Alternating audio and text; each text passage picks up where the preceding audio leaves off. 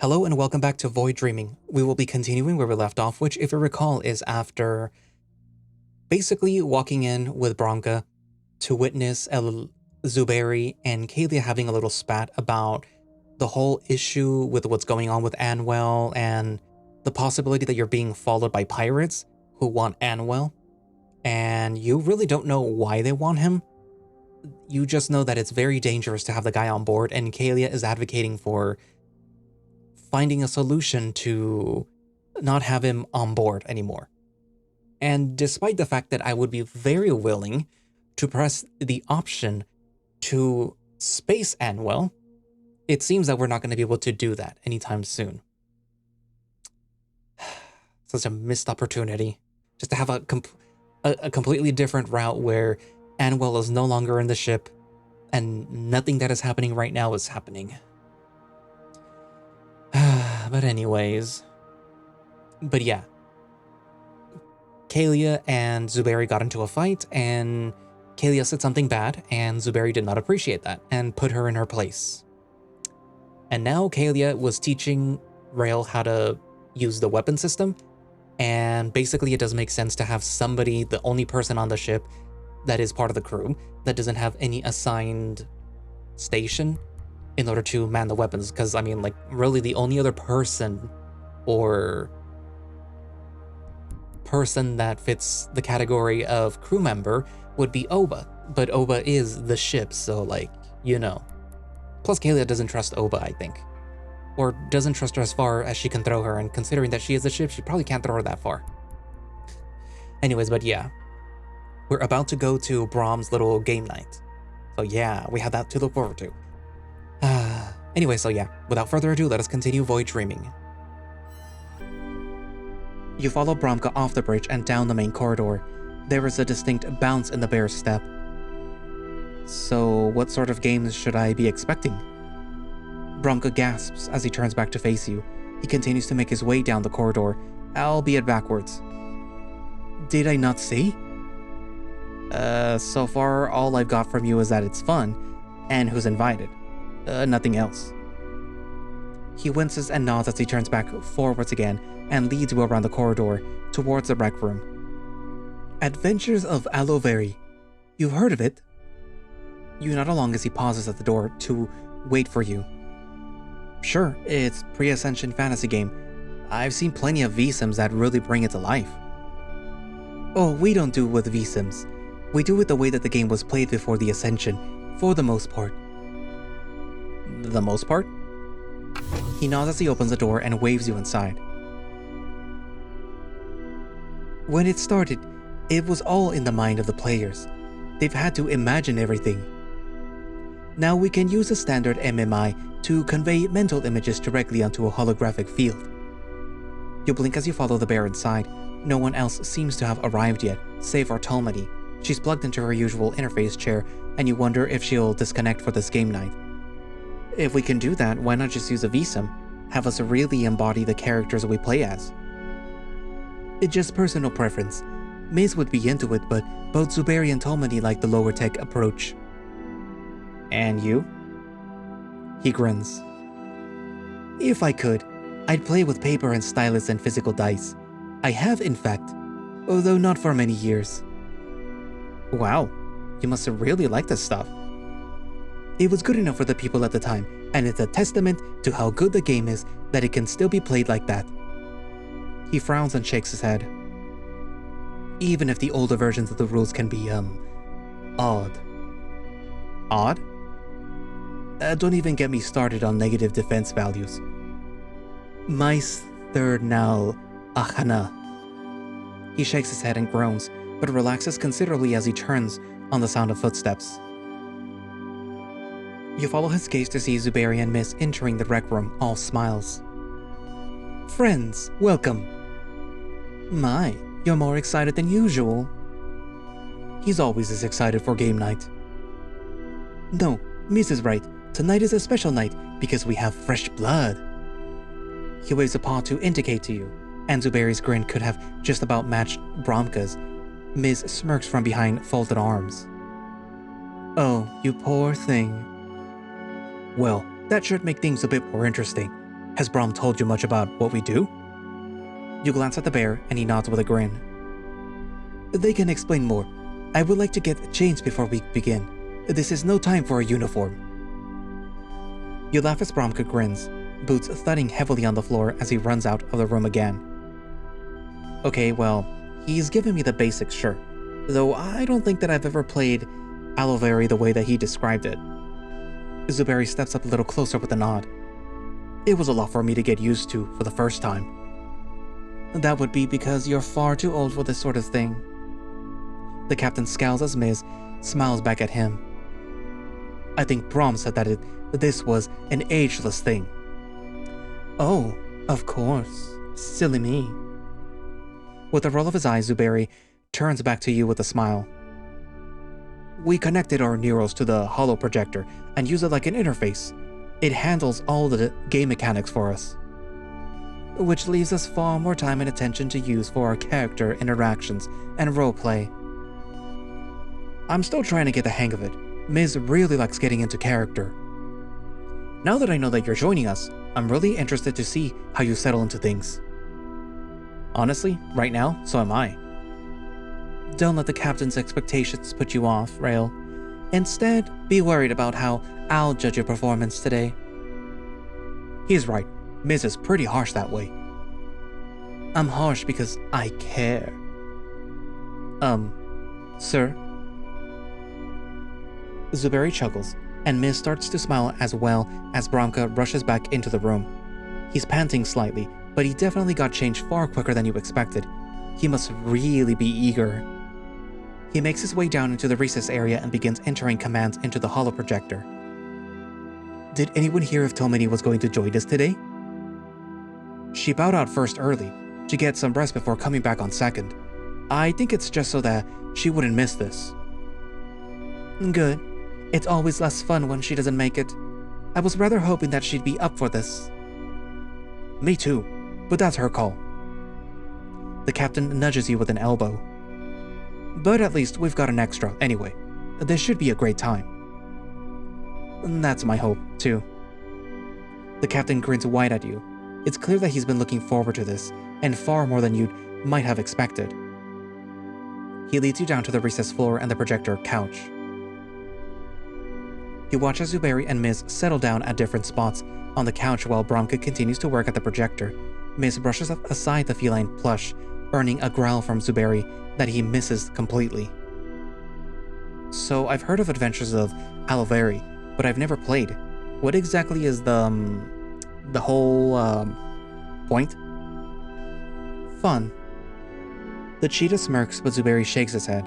His eyes are still on the plush as he reaches over to set it back on the couch, if further out of the way. It's a game of pretend, the way Bromm explained it to me. We pretend to be our characters, interacting with a world that our goddess, that would be Bromm, prepares and presents to us. Your character need not be anything like yourself. They have a profession in this magical, fantastical land of Alovari. Or in a bespoke land built by the game's goddess to reflect whatever setting they wish to explore. I really don't know what I'd be doing, if I'm honest. I don't even know what would make a good character. I'm sure Bromm's got that covered. I do indeed. He straightens back up from the projector and turns your way. I prepared 3 versions of a character for you, in the event that you haven't played before and weren't ready to dive in with us.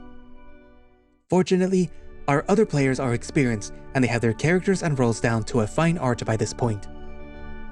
Zuberi snorts, shaking his head even as Miz chuckles.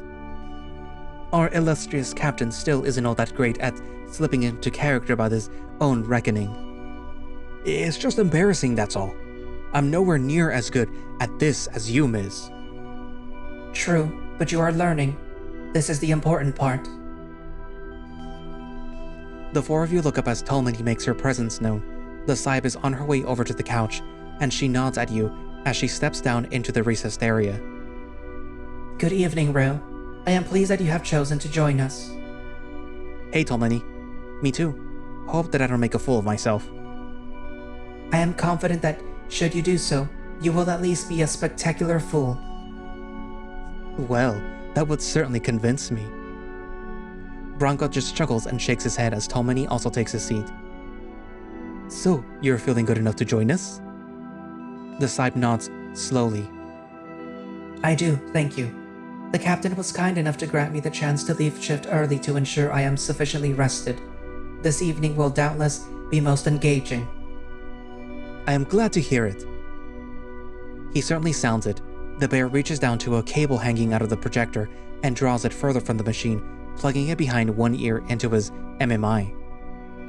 Since we have a new player, perhaps we have best to go around and introduce the characters that are already established. Captain, would you please go first? He winces at that, and it's clear that he's not comfortable being put in such a position. Sure. My character's name is Valron. He is a warrior of the Northern Lands who traveled south to test his strength against the Lowlanders. Oh, and he's a Jelbuck, a stag-looking person. He falls silent again, glancing over to Miz before he turns back to Bromm. The bear nods and smiles reassuringly to Zuberi. Well said. Miz, would you like to go next? Gladly. The cheetah sits up higher, affecting a much hauntier demeanor than normal. Which for Miz is saying a lot. The exaggerated version of his accent definitely helps. I shall be playing the great Magister Eli Sanrail. Eli, for those lesser who are incapable of pronouncing his full name. He seeks allies that might well serve in his quest to unlock greater magical secrets. Magic is the lifeblood of the world, after all, and it is a Magister's purpose to learn all that they can to harness to its fullest potential. And Eli is determined to be the most powerful of all. Not that Meraldi, lion-like folk, such as Eli, aren't all proud and stubborn, but he exemplifies it, because he has certainly earned it. He bows with a flourish of his paw. Bromka is smiling, but Zuberi is pressed a bit further back into his chair. It's no wonder that he thinks Miz is better at this than he is. Thank you, Miz. Tolmany? The Scythe nods, and all eyes turn to her as she places her paws on her legs. My character is a Taratel, ratfolk, who goes by Neve, a street-running cad by trade. She is crass and rude, but skillful in less than legal matters. Crass and rude? You have to admit, now you're glad twice over that Tolmany's going to be present for the game. How she plays this character should be interesting indeed. Neve is a wonderful character. Thank you, Tolmany. She nods back to him as Bromka turns his attention at last to you. As you heard, they're a pretty eclectic bunch. Right now, they're in the midst of a pursuit that serves their mutual interests. It would be very difficult to slip your character into a game from here. And what exactly is my character anyway? Bromka grins. The details I will leave to you. I can manage whatever you throw at me, I am certain. His name, however, is Patras, and I have prepared 3 different versions of him just in case you decide to join us. He does like to make extra work for himself whenever game night is around the corner. And in his defense, it does tend to turn out pretty great. Oh, I wasn't going to argue, merely to note that I question his sanity. It would be all the stranger if we'd not questioned it by this point. Miz and Zuberi laugh, while Bromka grins and shrugs. Your first option for Patras would be a priest. Priests are able to support the party by channeling the gods of Aloveri. Many people willing to give up their secrets to priests when prompted. Oh, that sounds good. I'm always getting into trouble in battles. A priest to heal me up would be pretty great. You suspect that Bromka planned it that way, from the coy quirk in his smile. If you prefer something more magical like Mrs. character, you can also play a Sylvan. They're well-respected shamanistic practitioners of natural magic, knowledgeable and well-liked by most. And honestly, what even is the point of playing a fantasy game when there is no magic involved? Such things are necessary given the lack of real magic in our world. Indulge yourself, Rael. Well, there's Mrs. preference made clear. You glance briefly at Tolmany. Maybe the last option Bromka set up appeals to her. Finally, if you wish to explore something darker, I also prepared an assassin. Assassins are stealthy killers, capable of quietly dispatching simple targets with ruthless precision. Very sneaky. I had considered an assassin myself when we began. I would be very interested to see what you would make of one, if you are equally curious. You nod. It does seem like Bronco presented these options for you specifically to support the other members of the party. I decide to keep your character's race as a Volvar. They're relatively similar to your very fine lupine self, so Petrus shouldn't be too difficult to play. You know all the mannerisms by heart already. That's helpful, at least. Well, Rail, do you have a preference? I do. Mostly because I would, if I could, in a DnD game or anything of the like, I would like to play a rogue or an assassin. Or maybe like a warlock. Or maybe a necromancer. That'd be cool. Like play a necromancer that's like a healer. But like, you know, he's not gonna heal you because he needs your bones. But you know what I mean. I think Tolmany could use some support in the shadows, honestly. They might be more crowded now, but I would certainly welcome such help. So yeah, getting sneaky and stealthy does sound like a fair bit more fun to me. Not interested in a straight-up fight? Please, he's no doubt just interested in big damage numbers. He should have taken the Sylvan for that. I don't know. It seems like assassins hit harder, even than warriors. Taking big threats out could be pretty useful. Tolmany's merely nursing a soft smile as she listens to the other players. Bromka turns to you a moment later. You're sure? I think so. Yeah, I'll go with the assassin. Very well. An assassin you shall be. No doubt you're pleased, Tolmany. Very much so. I expect this will be quite entertaining. She continues to maintain that gentle smile, and you can't help but smile with her. Bronco turns back to the projector controls as he begins to input your selection. While I set up, would someone like to recount the events of our last game night for Rail's benefit? I would be very happy to do so. Would someone else like to do it for once? Bromka and Zuberi laugh as Miz pouts. Tolmany pats him on the shoulder with a metal paw. Perhaps I could do so, and without the exaggeration which you often lose yourself in. Well, when you put it that way, how can I possibly refuse? You cannot. My logic is undeniable. Once again, she flashes that little smile, and this time even Miz chuckles along. Our party, Rail, was in pursuit of an assassin, presumably not your character, of course, through the streets of the town of Weriton. He is responsible for an attempt on the life of the local lord. This lord is Yalphonse, and he has agreed to pay us a large sum if we are able to locate the assassin and the crew that he works with and take them in dead or alive. At the end of our last game night, we had suspected the assassin had fled into a busy tavern in the middle of an evening meal, a dangerous situation for us all. We agreed that we had to go in after him. We couldn't let him lose himself in the crowd and get away. And that was where we left off. Well told. Nicely done, all of you. Tolmany nods in response, but Zuberi smiles. His contribution may not have been large, but he seemed pleased with himself. I think that I'm all set up now. You can connect your neural interfaces, and then we can get started.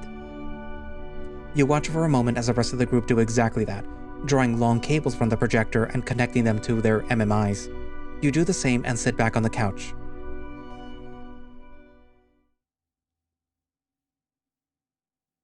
The lights dim a moment later around you, and the view of the rec room vanishes as the projector washes out your periphery. And if you are all ready, we will begin.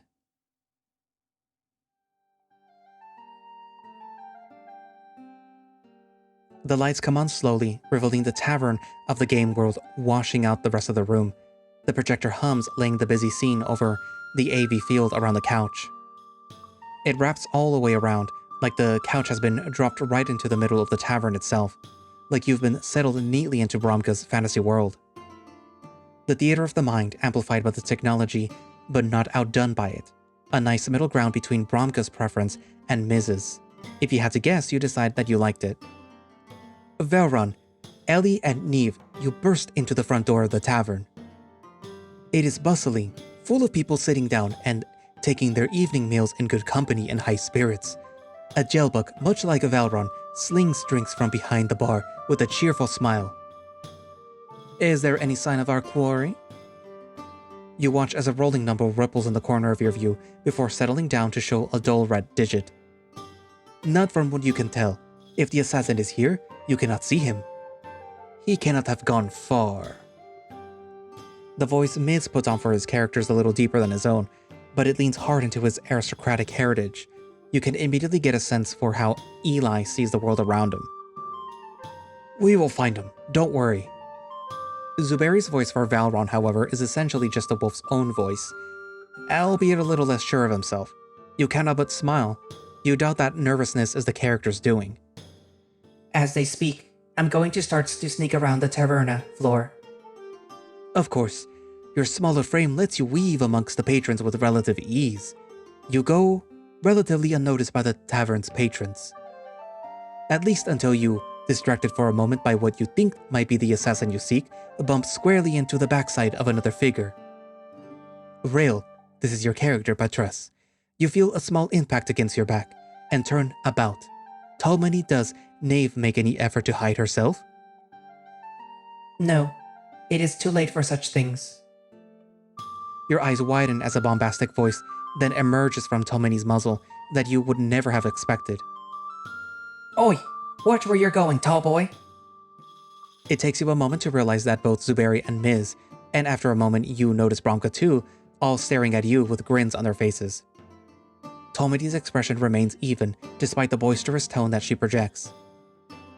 I was, not ready for that. No one ever is.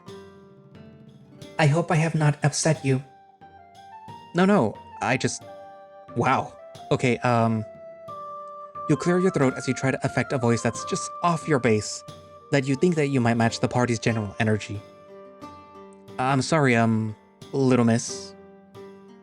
The giggles go out from Bronca and Miz, and your ears redden. Are you doing it right? Well, make it up to me, yeah? Tall bloke like you, rush through here, seen anyone like that? Did I? You did, actually. Just a few moments ago, you didn't actually see which way he went. Damn. There was a silence for a moment before you realize that they're waiting for your character to speak again.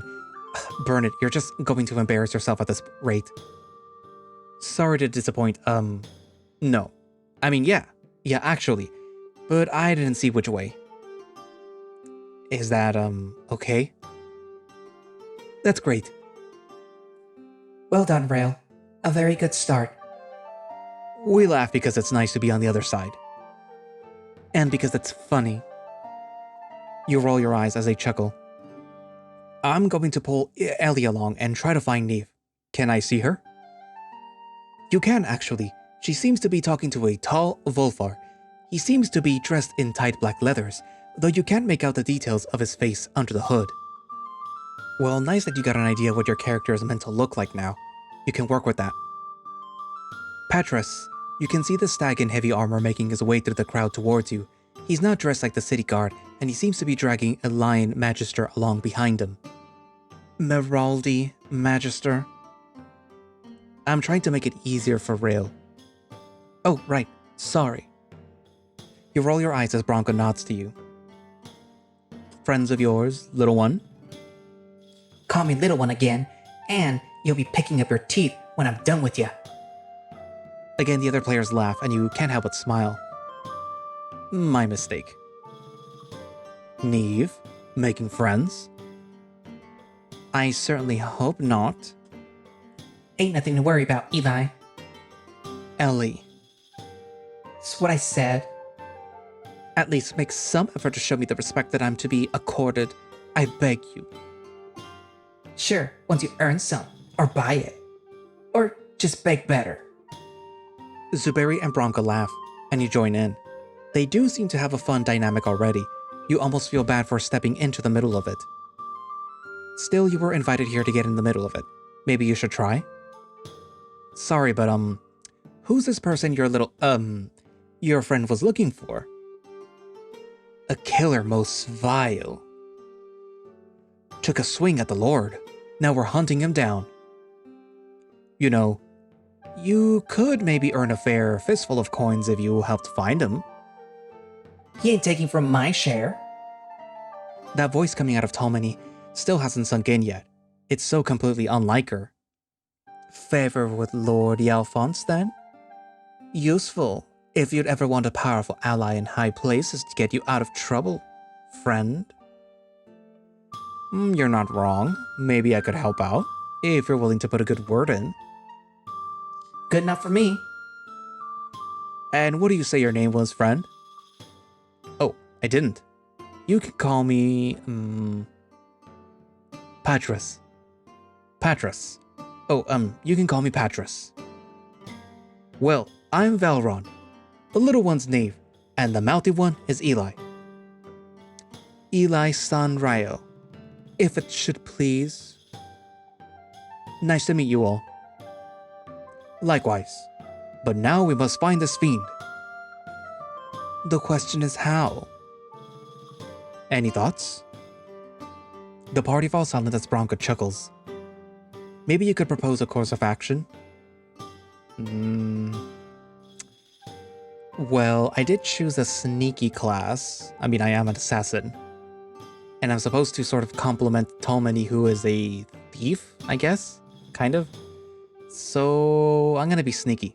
I'm gonna be sneaky through all these encounters or whatever. And there's no need to draw attention. All eyes turn to you, some more surprised than others. Oh, and what do you have in mind precisely? I, mean that if he was running here, couldn't he be based here? He avoided everywhere else that he could have gone. Even some choice hiding spots on the way in. I agree. He came here for a reason, and likely this is his place of refuge. So maybe there will be something around here? Maybe something else spot? Oh, I really like this guy. I can help you there, sure. Got a big of roguish skills to you, is it? You could say that. Love it. Just what I need. So, how do I do that? How do you want to do that? You turn to look at your fellow players. At least it sounds like they're all on board with this course of action, so that's good. I mean, I'm an assassin. I'm probably pretty sneaky, right? It's right there in the job description, I'd say. And so's Neve, so maybe while the rest of the party distracts people, we can, I don't know, pick some pockets, see if we can't find some evidence of the assassin that they're after? Very impressive, Rail. That is a very good approach to the problem. You smile and nod to the otter before turning your attention on Bromka. So, can we do that? You can certainly try, sure. You once more see those rolling numbers flashing up and across your view. You watch with bated breath before they settle down. This time they flash blue. So as Velrun and Ellie go around distracting people, Neve and Patras, you begin to rummage through as many seats of the belongings as you can get your paws on. A lovely team bonding moment, no doubt. I do feel as though that she might be willing to take any loose coins that might come her way, as well. Oh, you're not even thought about that. Does she really need it? Of course not, but it is most definitely in her nature to do so. I guess so. The wolf looks put off by his party members' petty theft, and you wonder how much of that is Valron and how much is Zuberi. Real? Is Patras doing the same? You think about it for a moment before shaking your head. I think that theft would draw attention that an assassin wouldn't want. The bear grins wide at that. Good thought. So over the course of the next few minutes, Neve does accrue a fairly decent amount of coin. I've added it to your inventory. Thank you. But it is not until Patras slips behind the bar that the barkeep himself provides something more substantial though. Oh. Patras, you find in his pocket an iron key, as well as a note written in a tongue that you don't recognize. Most interesting. And can I get the note and the key off the barkeep without him noticing? You do, and then you and Neve rejoin your companions. You meet in a corner of the tavern. I guess I showed them the note and the key. Eli would take the note and have a look at it. Unfortunately, the script is not in a language he recognizes either. However, Valron looking over his shoulder, you can make out some familiar characters. Zuberi's eyes light up with excitement. Oh, good. What does it say? You recognize the script as one that your old companion, Mervain, was very familiar with. This is a derivation of divine script. It's only because of Mervain's presence in your life that you learned it in the first place. Who was this Mervain? He was a character from much earlier in the game's story. He and Valron were close friends before they went different ways. You catch Miz miming the word friends while making a crude gesture, only for Zuberi to shove him with a smirk. He was pretty dedicated to snuffing out evil forces. Strange to see this here. What can I make out from the note? Only a few words. Cellar, passage, and sanctuary. It seems the barkeep is at least offering harbor to this assassin, if this note is to be believed. You can read it? Yes, in part, but it asks more questions. If this is the script that I believe it is, then only the most noble of causes would be at work here. Killing for coin ain't noble. Got no illusions about what I get up to. If this is related to the assassin at all, then the key might unlock the way. Or just a door. Isn't that too big for a door? Could I rail? Yes, that iron key is too thick for a normal lock. It's for something much bigger. Like a cellar. I believe last game night you ended by telling us how the tavern looked from the outside. You did mention a cellar, correct? I sure did. Then I think we should check the cellar. I think so too. Agreed. Rail? Oh, yeah, I guess. Well then, shall we? Yeah, let's go. Zuberi turns towards you and nods. Well, Patras, are you coming? Yeah, if you'll have me, sure. Oh, we definitely having you. Like you, tall boy. You'll come in real useful, you will. You smile. It's still crazy to see Tolmany with such powerful personality, or, much personality at all. Neve is a far cry from her reserved self. By all means, lead on. The others all nod, and Bromka looks around the couch for a few moments before he nods as well. Well done on finding the key and the note, everyone, and without so much as a drop of blood spilled. I'm offended you thought us incapable. Not us. Just you. They laugh as Bromka grins and shakes his head. With the key in paw, the four of you make your way out of the tavern and into the cool night air.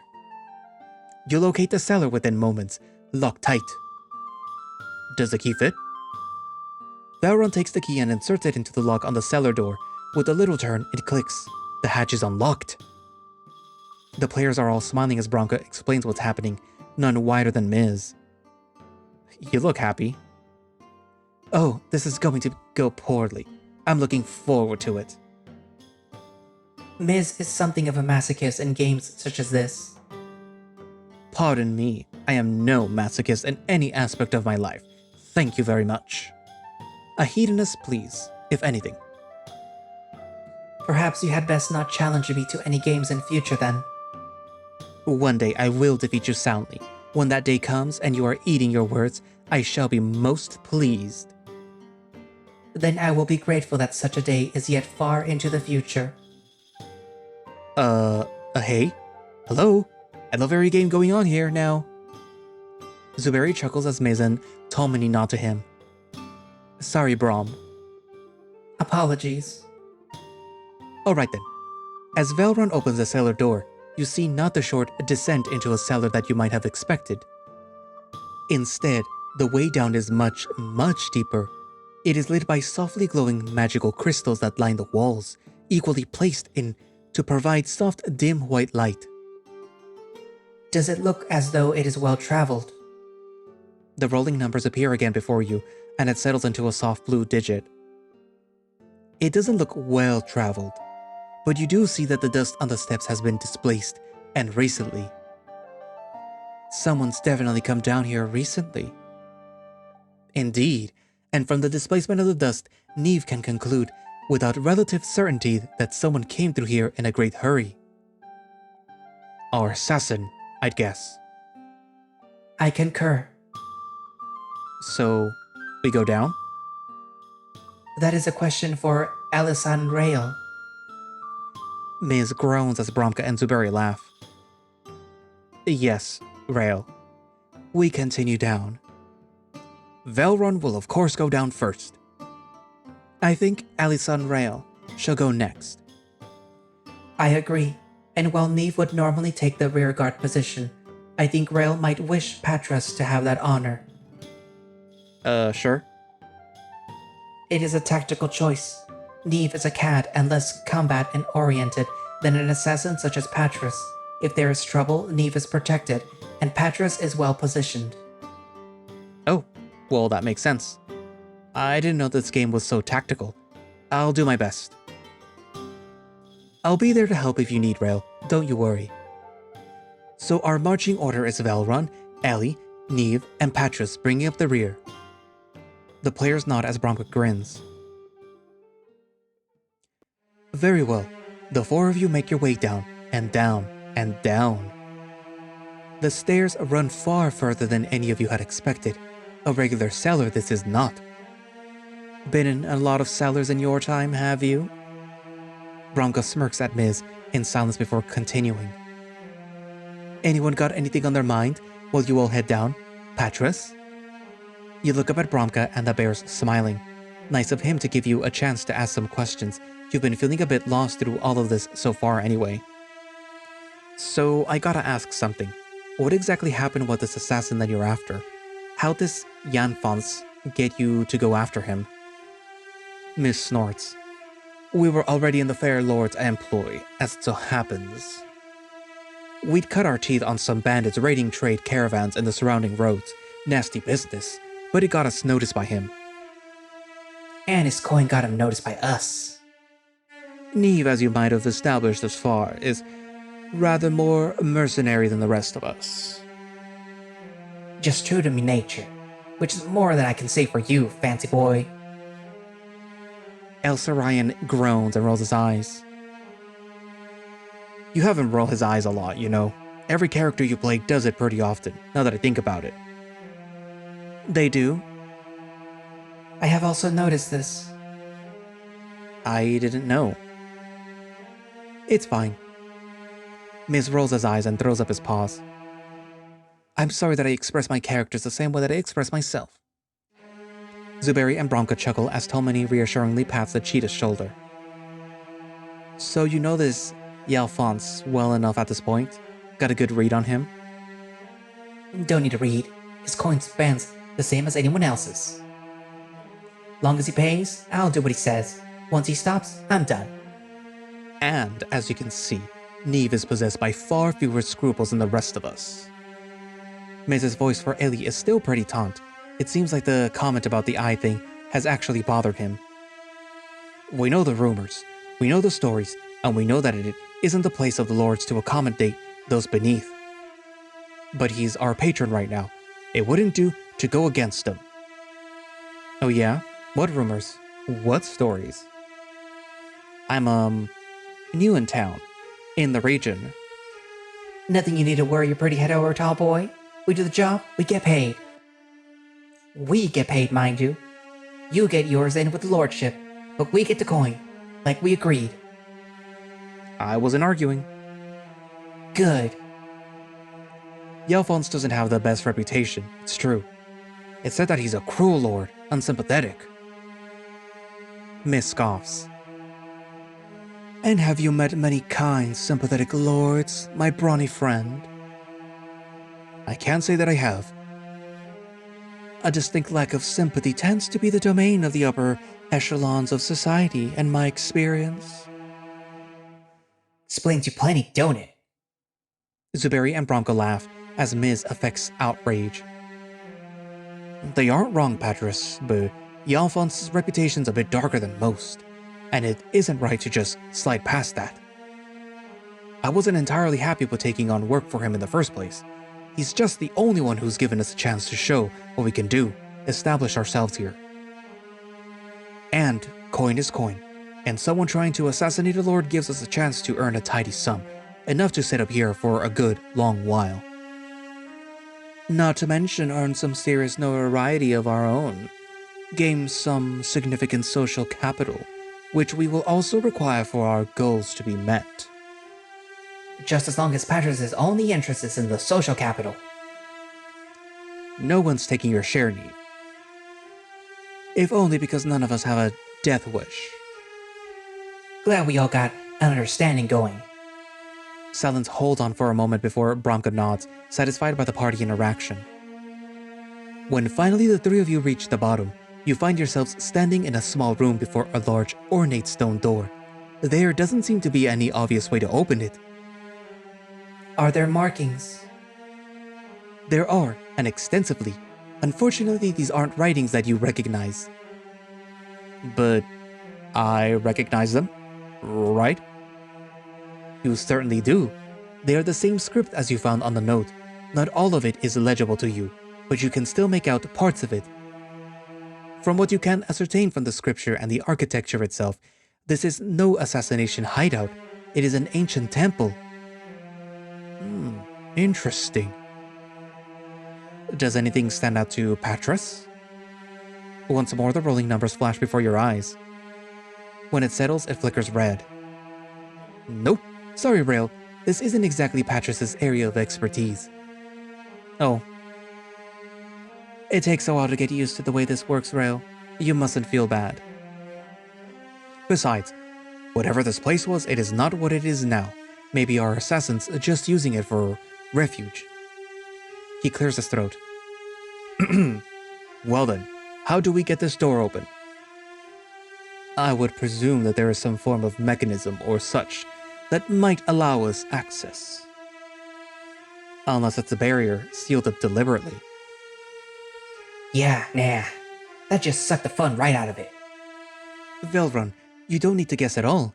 You've seen Mevrin open doors like these before with the right combination of words or magic. Unfortunately, I don't know either. You frown as an idea comes to you. Patris is meant to be an assassin after all, so you should start thinking like one. But neither would this assassin, right? Think about it. Ancient temple, forgotten magics, secret words. What if he doesn't have that? There's gotta be a faster way in. Even he wants to run from the watch. He's gonna have to move fast, get down and right out of sight. You think the door is misleading? I think that it would have made a good hiding place if you couldn't get in quickly. And the door's big. It's imposing, it's tricky.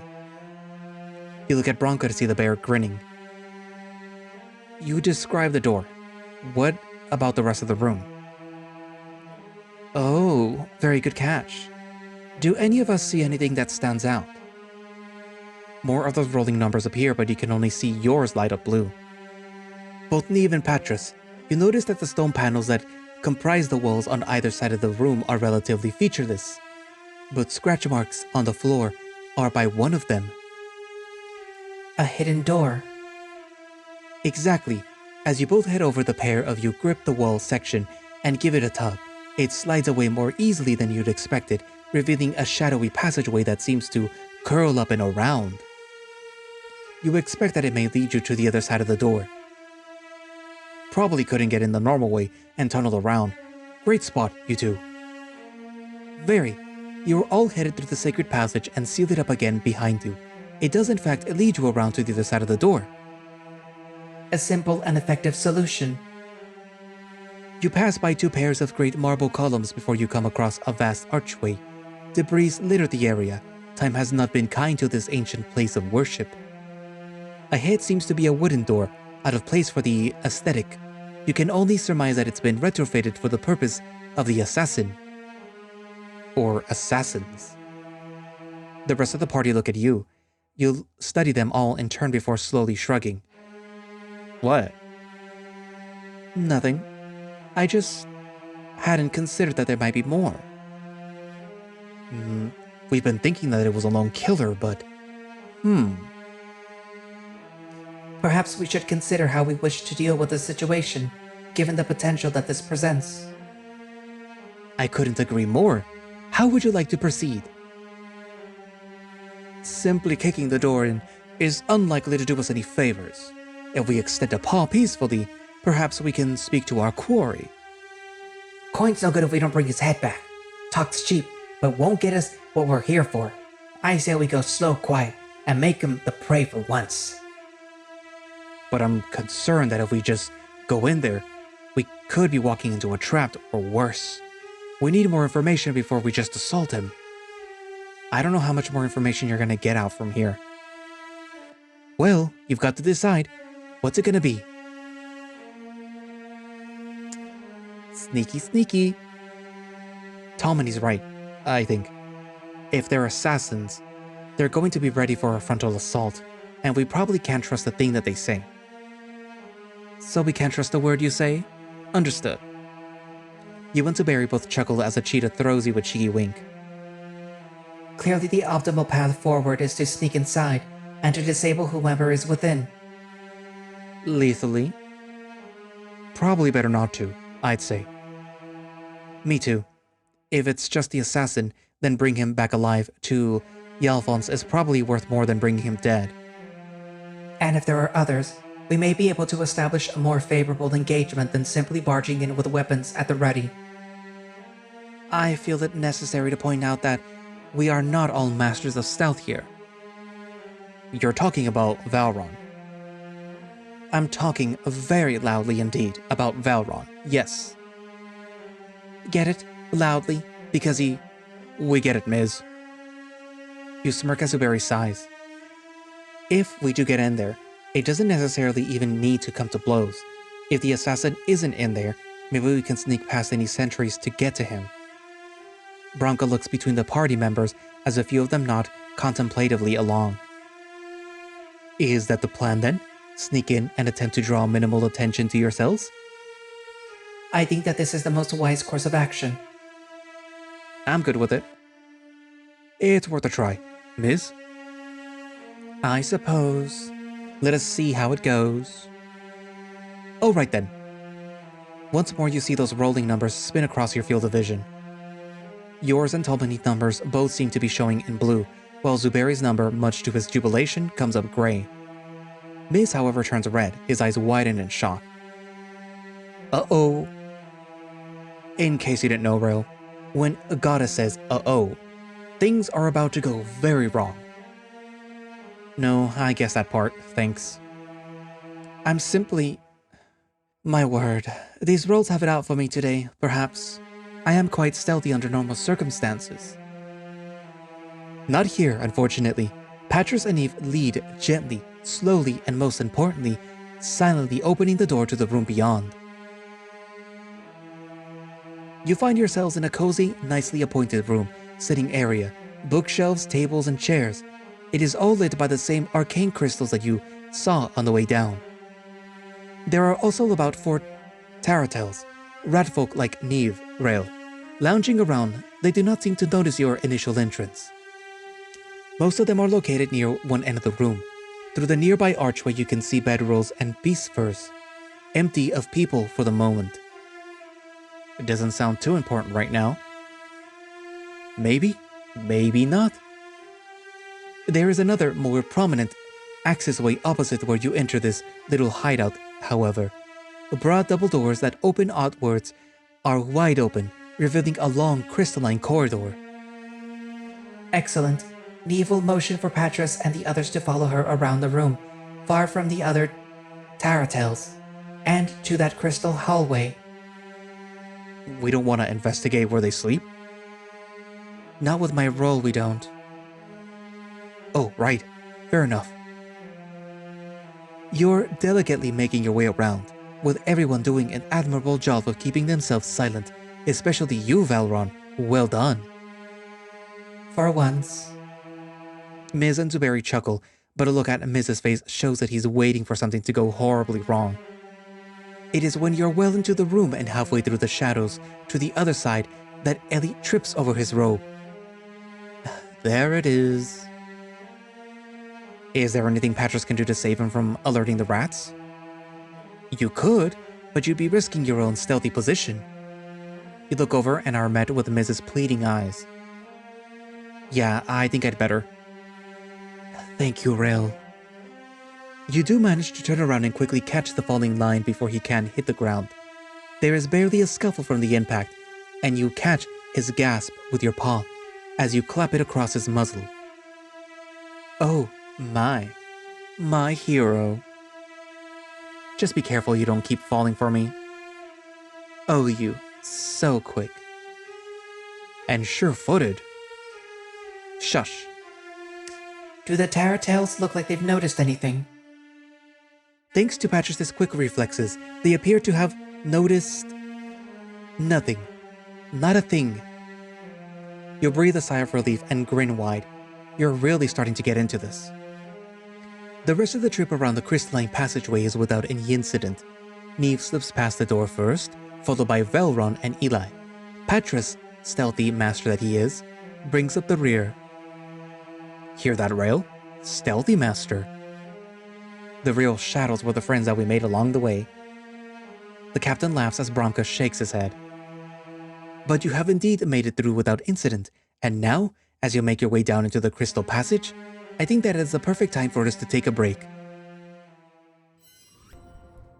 So you finally got to see the little game that they were going to play, and it's DnD, basically. As I said, I chose the sneaky route and the sneaky, well, maybe not sneaky, but the assassin, because that's more like the type of roles that I like to play in those type of games where you have the ability to sneak around, maybe avoid some fights, but also be able to deal the most damage from the relative safety of behind somebody's back. But yeah, that's like the type of character that I like to play. I don't like to be like the gun-ho type or anything like that where you're running into a fight and you're having everybody just use you as a bullet sponge. I would rather be in the shadows, sneak up onto a person, and take them out. But, I mean, I also like to play healers, but whatever. The whole issue with, actually, no, there is an issue in this build that I'm playing right now. You can see which one it is at the bottom, right?